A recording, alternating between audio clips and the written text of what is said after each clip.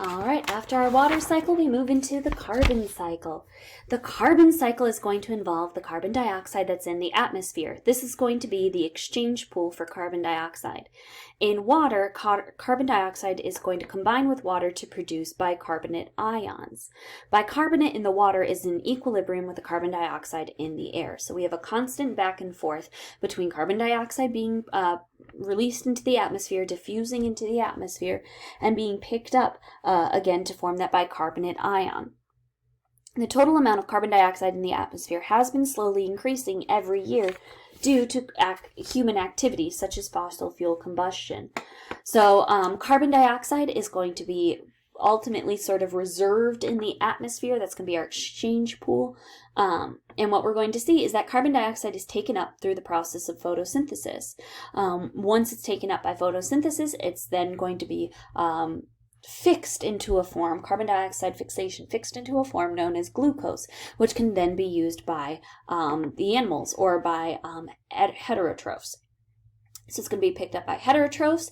It's going to then heterotrophs are eventually going to die, decompose. Decomposers are going to then put that carbon dioxide deep into the soil where it can be condensed into coal, natural gases, and oil, or primarily they're going to release it back into the atmosphere through decomposition.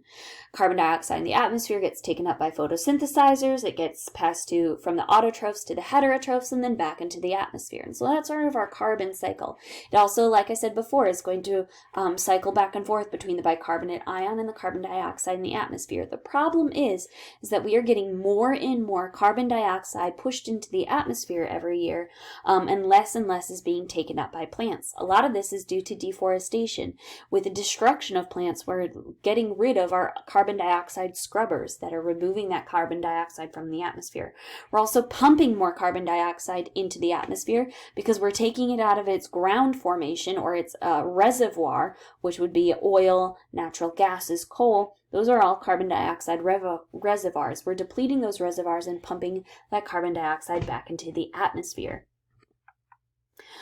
So this is leading to ultimately the greenhouse effect. Things like carbon dioxide, nitrous oxide, and methane are starting to build up in the atmosphere.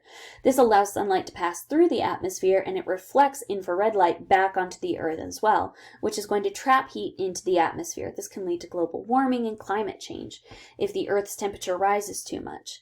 We might start to see things like the temperature in the polar regions will rise to a greater degree than other regions. Glaciers will melt, sea levels will rise, coastal and agricultural lands are going to be inundated with water because they cannot handle the great changes in the atmosphere. I'm not going to spend time going through the phosphorus cycle and the nitrogen cycle. You can look through that in your textbook on your own and answer, any potential study questions about the nitrous cycle and the phosphorus cycle.